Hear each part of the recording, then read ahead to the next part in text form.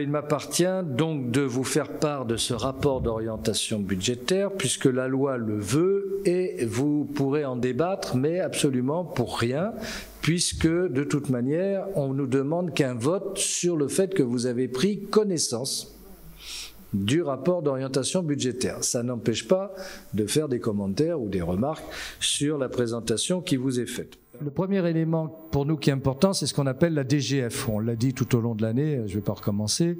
C'est ce que nous donnait l'État. Alors c'est ce qui m'intéresse, c'est de vous montrer ce que nous donnait l'État en 2013. Il nous donnait 2 164 000. Je rappelle que toute la gauche était mobilisée contre Nicolas Sarkozy qui avait gelé la DGF avec la crise des subprimes, c'est-à-dire que l'impact pour les communes, pour la première fois, n'augmentait plus. Car jusqu'en 2009, tous les ans, la DGF augmentait. Hein. C'est un truc dont on ne se souvient même plus. Et puis, Nicolas Sarkozy, avec la crise des subprimes, a dit « stop, hein, on gèle ». Toute la gauche vend debout, etc. Non, non, mais c'est scandaleux, etc.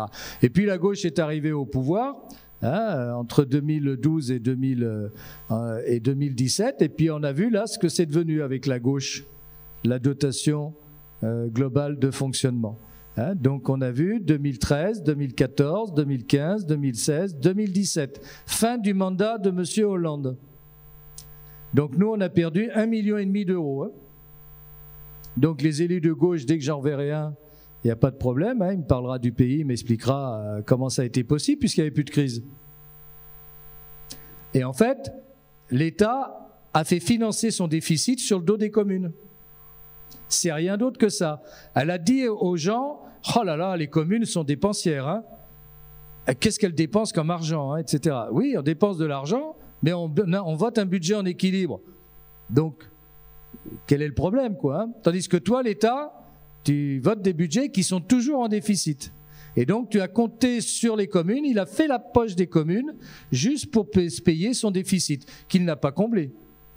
Parce que s'il l'avait comblé encore, on aurait pu dire on est solidaire. Donc on est passé royalement quand M. Macron, qui me semble-t-il avait été aussi ministre de l'économie, et qui avait même été à l'Élysée secrétaire général adjoint en charge des problèmes économiques, oui, un hasard sûrement, hein, donc c'est Macron -1 et après c'est Macron +1. Voilà, donc 2017, M. Macron se fait élire et il nous l'a redit à l'Association des maires, lors de son congrès, il nous a dit « gel de la dotation globale de fonctionnement ».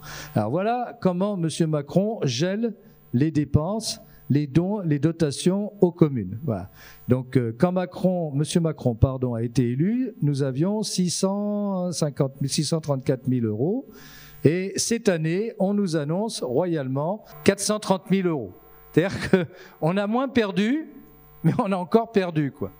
Donc la première contrainte pour nous, c'est que chaque année, ça baisse. Et cette année, on prend encore moins 7,4%.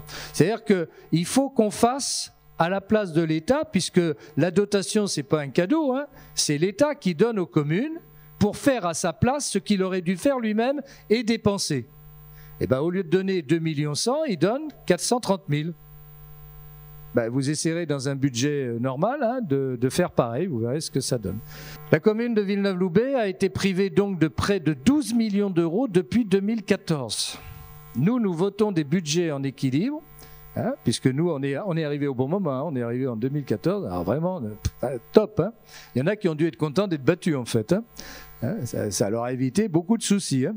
Et donc, on s'est privé, mais c'est les Villeneuvois qui se sont privés, hein, de 12 millions d'euros, ce qui n'est quand même pas neutre.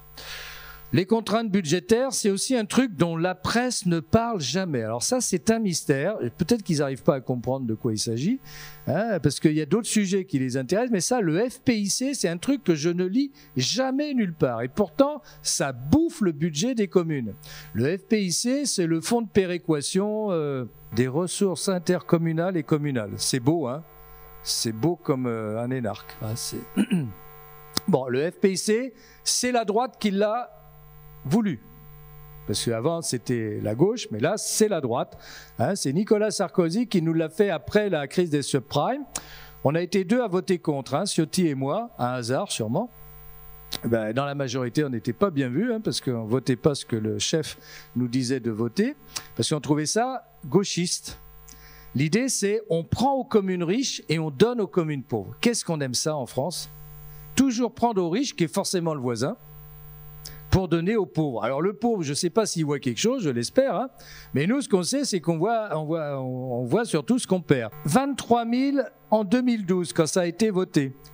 Ça a été voté en 2011 et en 2012, voilà, on a prélevé 23 000. Mais c'était exponentiel, chaque année, d'une sur l'autre. Et c'est vrai que quand M. Hollande est arrivé jusqu'après, c'est vrai que le mode de calcul, on voit hein, jusqu'où on est arrivé. Et aujourd'hui, on est bien. Hein, comme dit l'autre, on est bien. Comme dit Pascal Sevran, on est bien. Voilà. 510 000 euros. Tous les ans, on sait qu'on a 500 000 euros qui partent. Alors non seulement on perd 1,7 million, et en plus on nous prélève 500 000. Mais on est heureux parce qu'on aide des communes pauvres. On ne sait pas lesquelles, hein, on ne nous a pas dit. Si on aurait pu nous désigner, tiens, c'est pour telle commune, puis on aurait fait un jumelage, un truc. Hein, mais là, ça ne marche pas. Donc les contraintes budgétaires, alors ça tout le monde connaît parce que là les médias en font part, c'est la loi SRU. Je répète, hein, c'est une loi soviétique, comme son nom l'indique, hein, puisque SRU, c'est URSS à l'envers, faite par un communiste, dont l'objectif a été simplement de faire un racket sur les communes qui n'avaient pas de logement social. Mais il se trouve qu'aujourd'hui, même les communes de gauche qui avaient du logement social n'en ont plus non plus.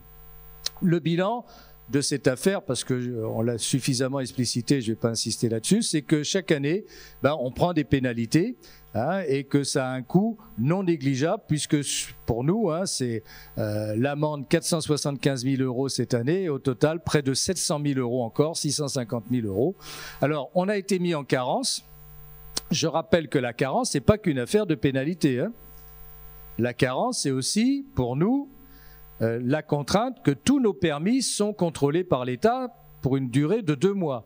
Parfois, il y a des gens qui nous disent « Ah, mais j'ai déposé un permis, c'est pressé, il faudrait me répondre. » Je dis « Oui, mais ça, nous, c'est transmis au service de l'État et si on n'a pas de réponse, on ne peut pas répondre à votre place. » Et c'est ensuite la possibilité pour l'État, bien sûr, d'imposer ces droits sur nos terrains à bâtir, sur nos terrains divers et variés, ou ceux de l'État lui-même, en l'occurrence. Bon, là, j'insiste pas là-dessus.